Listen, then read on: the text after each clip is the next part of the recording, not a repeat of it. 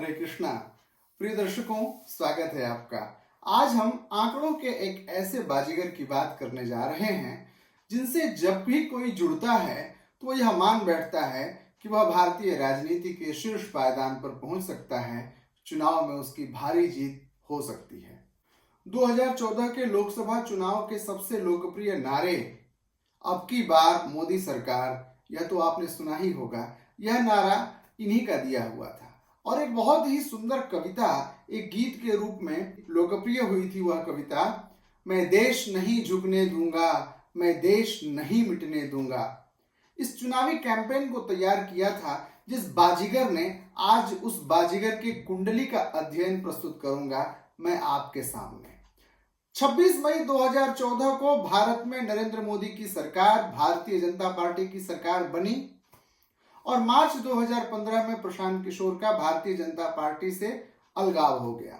ये कभी कैप्टन अमरिंदर सिंह के चुनाव का कैंपेन करते हैं, कभी ममता बनर्जी को चुनाव जिताते हैं, कभी जगन मोहन रेड्डी को चुनाव जिताते हैं और इस प्रकार से इनके इस चुनावी रणनीति का सफर इतना लोकप्रिय हो जाता है कि यह भारत के कद्दावर रणनीतिकार कहे जाने लगते हैं। प्रशांत किशोर केवल चुनावी रणनीतिकार और केवल अंकों के गणित के बाजीगर ही नहीं है, इनकी लेखनी भी बहुत मजबूत है। माल न्यूट्रिशन पर यानी कुपोषण पर वर्ष 2011 में इन्होंने एक ऐसा दमदार लेख लिखा कि नरेंद्र मोदी जी ने इनसे स्वयं संपर्क किया और इन्हें गुजरात बुलाया और धीरे धीरे इनकी नजदीकियां मोदी जी के साथ बढ़ने लगी। प्रशांत किशोर के राजनीतिज्ञों से नजदीकियों की बात कही जाए तो इनकी नजदीकियों का आलम यह रहा है कि जनता दल यूनाइटेड में दूसरे नंबर पर इनका स्थान रहा है। जनता दल यूनाइटेड के अधिकांशतः नेता इनसे ईर्ष्या करने लगे थे क्योंकि इनका कद धीरे धीरे जनता दल यूनाइटेड में भी बढ़ता चला गया। नीतीश के बाद दूसरे नंबर पर जब भी नाम आता था तो प्रशांत किशोर का आता था। 2014 में लोकसभा में भारतीय जनता पार्टी के बहुमत के बाद धीरे धीरे यह बात उठने लगी थी कि अमित शाह से प्रशांत किशोर के वैचारिक मतभेद होने लगे हैं। तो कहने का आशय यह है कि जितनी ही शीर्ष पर इनका स्वरूप पहुंचता गया, व्यक्तित्व का विकास होता गया, उतने ही अचानक चीजों का प्रतिकूल स्वरूप कैसे बनता चला गया। इन सारे विषयों का ज्योतिषीय विश्लेषण आज मैं आपके सम्मुख प्रस्तुत करूंगा। जब अंकों का बाजीगर इतना सफल हो जाता था तो कैसे असम के चुनाव में और यूपी में राहुल गांधी और अखिलेश गांधी की जोड़ी को चला पाने में असफल कैसे हो गए, इन विषयों का भी विश्लेषण हम आपके सम्मुख प्रस्तुत करेंगे। हम आपके सम्मुख वर्तमान में इनकी पदयात्रा जनसुराज का भी वह स्वरूप प्रस्तुत करेंगे कुंडली के माध्यम से और साथ ही साथ हम यह भी बताएंगे कि क्या चाणक्य स्वयं चंद्रगुप्त बनने की राह पर चल रहा है अथवा यह समस्त समर्थन को दूसरे को सौंप करके पुनः किंग मेकर की ही भूमिका में रह जाएंगे। क्या है स्वरूप प्रशांत किशोर की कुंडली का और क्या है व्यक्तित्व प्रशांत किशोर का, आइए देखते हैं।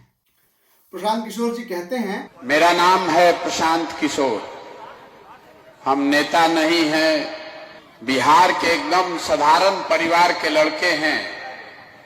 यही बिहार के सरकारी विद्यालय से पढ़कर हमने अपना जीवन शुरू किया।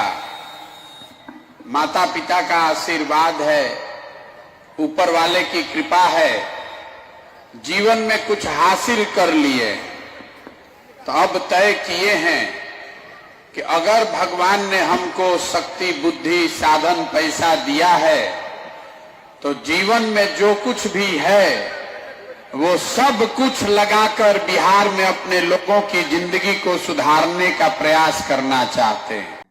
तो बिहार प्रदेश के सासाराम जिले के कोणार गांव के रहने वाले प्रशांत किशोर का जन्म 20 मार्च 1977 को रात के 12 बजे एक मध्यम वर्गीय परिवार में हुआ।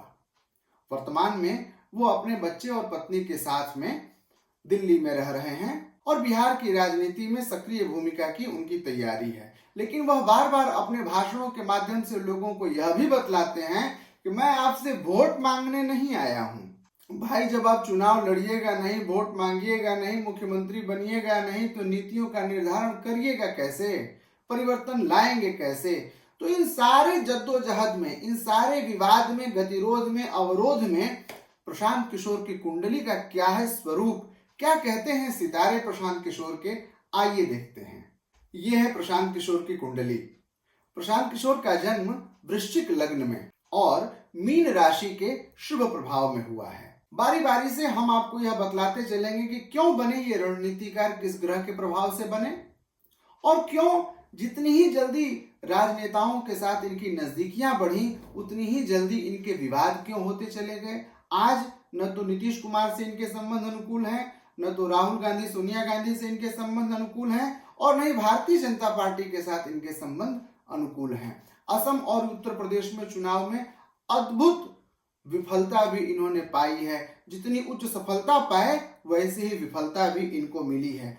तो अब जनसुराज का क्या होगा स्वरूप, बिहार की राजनीति में एक नए चेहरे के रूप में, एक नए विकल्प के रूप में देखे जा रहे राजनीति के पीके का क्या है भविष्य। तो प्रशांत किशोर की कुंडली में लग्न का स्वामी है मंगल और यह मंगल छठे भाव का भी स्वामी है। छठे भाव का स्वामी और लग्न का स्वामी होकर के यह बैठा है चतुर्थ भाव में। छठा भाव राजनीति का कारक भाव माना जाता है। यह प्रतिद्वंदिता का भाव है, शत्रुता का भाव है, विरोध का भाव, प्रतिरोध का भाव है और इन सारे भाव का स्वामी है मंगल।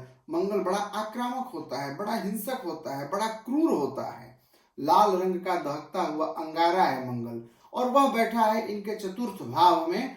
और चतुर्थ भाव में छठे भाव का जब स्वामी बैठता है तो वह राजनैतिक सफलता दिलाता तो है लेकिन इलेक्टोरल पॉलिटिक्स में नहीं, चुनावी राजनीति में नहीं।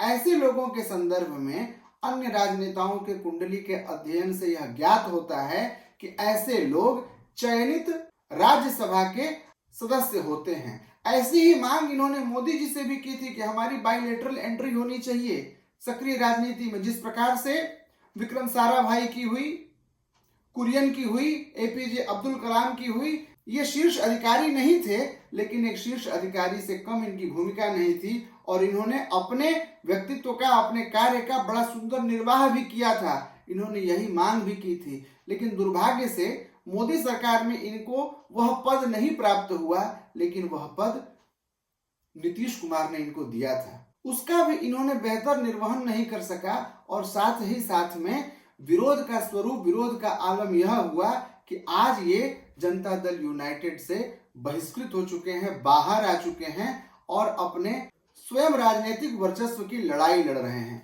यह स्वरूप इनका बना शुक्र और केतु की परस्पर युति के छठे भाव में होने के कारण। मंगल षष्ठेश होकर के चतुर्थ भाव में बैठा। चतुर्थ भाव में बैठा हुआ मंगल चौथी दृष्टि से स्वयं उस भाव को देखा भी, अपने घर को देख भी रहा है, लेकिन शुक्र अपने उच्च राशि से निकल करके छठे भाव में बैठा है और केतु के साथ में बैठा है। तो छठे भाव में शुक्र और केतु की परस्पर यह युति इनको राजनैतिक संबंधों में सफलता के तुरंत बाद विफलता दिला दी और लेटरल एंट्री इनकी नहीं होने दी। इनकी कुंडली में एक बड़ा ही सुंदर योग बना हुआ है। आप देखिएगा, मीन राशि का बुध, नीच का बुध, और जिस भाव में बैठा बुध उस भाव का स्वामी बृहस्पति केंद्र में बैठा, तो यह बना दिया नीच भंग राजयोग। तो नीच भंग राजयोग तो बना दिया, सफलता का बड़ा सुंदर स्वरूप होता है। और कहते हैं किम कुर्वन्ति ग्रहाः सर्वे यस्य केंद्रे बृहस्पति। जब बृहस्पति केंद्र में बैठ जाए तो सारे ग्रह विपरीत होकर के भी क्या कर सकते हैं। यह नीच भंग राजयोग इन्हें सत्ता के बहुत करीब ले जाएगा। जिस प्रकार से ये जनसुराज की तैयारी करके पदयात्रा कर रहे हैं 15 महीने से, यह इन्हें राजनीतिक सफलता न केवल एक राज्य के स्तर पर अपितु समग्र राष्ट्र के स्तर पर इन्हें बड़ी व्यापक सफलता दिलाएगा।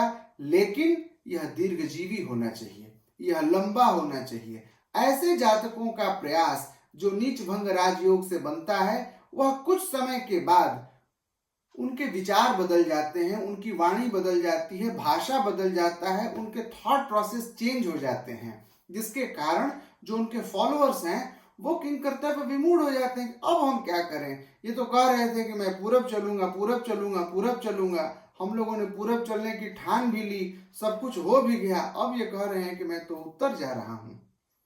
तो ऐसी स्थिति ऐसे जातकों की बनती है। सफलता तो मिलती है लेकिन सफलता के बाद तुरंत विफल हो जाते हैं, ये लोग चेंज कर लेते हैं अपने विषय को। तो ऐसा संयोग प्रशांत किशोर के साथ भी बन सकता है, लेकिन सत्ता पर काबिज होने का पूर्ण योग इनकी कुंडली बना रही है। प्रशांत किशोर की कुंडली के पंचम भाव में, वाणी के भाव में, बुद्धि के भाव में, ज्ञान के भाव में चंद्रमा और सूर्य दोनों की युति है। साथ में बुध के होने के कारण सूर्य और बुध का बुधादित्य तो बना, ये बड़ा सुंदर योग बना। और जो राजयोग की बात मैं कह रहा था उसमें 4 चांद तो लगाया, लेकिन चंद्रमा और सूर्य का एक साथ में होना यह अमावस्या के पास का जन्म बतलाता है और इसके कारण चंद्रबल नहीं मिलता। जब चंद्रबल नहीं मिलेगा तो व्यक्ति का मनोबल दृढ़ नहीं रहेगा। साथ ही साथ धनु राशि का सूर्य और मीन राशि का सूर्य जब जब होता है तो हमारे यहाँ उसे खर मास कहते हैं, यानी सूर्य प्रखर रश्मिवान नहीं होता है, वह रुग्ण होता है और रोग को प्रदान करने वाली उसकी रश्मियां हो जाती हैं। तो सूर्य जब मीन राशि के हो जाएंगे तो आत्मबल क्षीण होगा, तो मनोबल और आत्मबल दोनों से व्यक्ति कमजोर हो गया। तो उत्साह में आगे बढ़ेगा, कुछ बड़ा करने की सोचेगा, करके दिखाएगा भी, अपने को स्थापित भी करेगा, लेकिन वह कार्य उसका लंबा नहीं चलेगा, दीर्घजीवी नहीं होगा, वह व्यवसाय उसका, वह कार्य उसका। ऐसे लोगों की प्रज्ञा बहुत तीक्ष्ण होती है, बुद्धि बहुत तेज होती है, विचार बड़े सूक्ष्म होते हैं, परिणाम भी बहुत अच्छे आते हैं, लेकिन स्वयं के लिए नहीं। यदि ऐसे लोग दूसरे के लिए कार्य करते हैं तो बड़े प्रभावी होते हैं, स्वयं भी उनका व्यक्तित्व निखर करके बाहर दिखता है। लेकिन जब स्वयं के लिए करने के लिए उद्यत होते हैं तो चंद्रमा और सूर्य पंचम भाव में जो प्रशांत किशोर की कुंडली में बैठ गया है ना, ये पंचम भाव में चंद्र सूर्य और बुध की जो युति आप देख रहे हैं, सारा झगड़ा प्रशांत किशोर की कुंडली का पंचम भाव में ही टिका हुआ है। ज्योतिष के जितने भी प्रकांड विद्वानों की बात कर लें, सत्ता के शीर्ष पर काबिज होने के लिए 2 ग्रहों को लोगों ने बहुत ही प्रबल माना है। पहला है शुक्र और दूसरा है राहु। शुक्र और राहु यदि दशम भाव में हो जाएंगे, दोनों में से कोई एक भी यदि हो जाएंगे तो वह व्यक्ति बादशाह बनेगा, राजा बनेगा, सत्ता पर काबिज होगा। चाहे वह नीतीश कुमार की बात करें, ममता बनर्जी की बात करें, जगन मोहन रेड्डी की बात करें, नरेंद्र मोदी की बात करें, शुक्र और राहु के प्रभाव से ही इन्होंने राजनीतिक सफलताएं प्राप्त की हैं।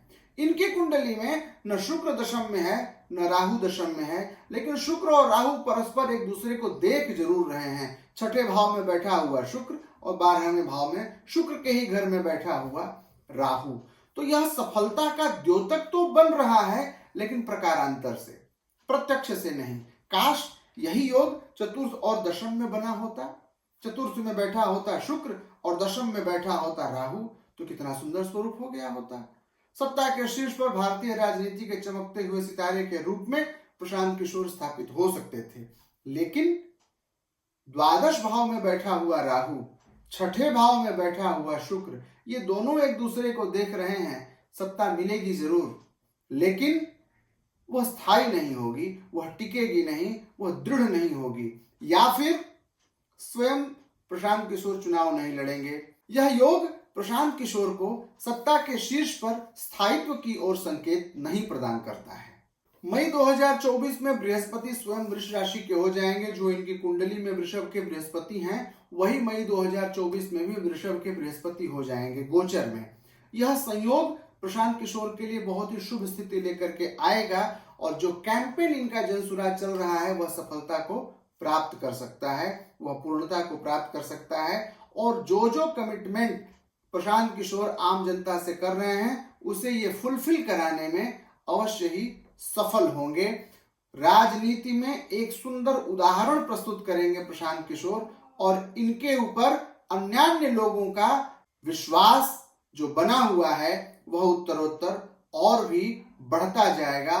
सत्ता के शीर्ष पर पहुंचेंगे प्रशांत किशोर, ऐसा हमारा अध्ययन है प्रशांत किशोर की कुंडली को लेकर के।